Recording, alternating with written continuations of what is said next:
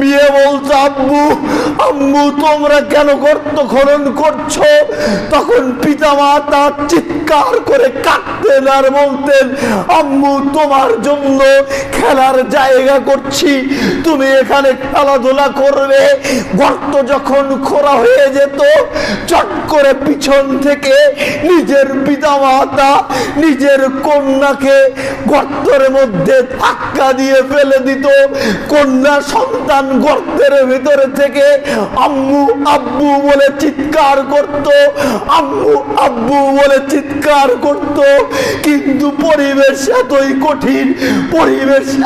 কঠিন ছিল যে পিতামাতার কলিজার টুকরোকে নিজ হাতে দাফন করতে হয়েছিল। কলিজা পেটে চৌচির হয়ে গেল ওই কন্যা সন্তানকে সমাজে বড় করা সম্ভব নয়। ওই কন্যা সন্তান বড়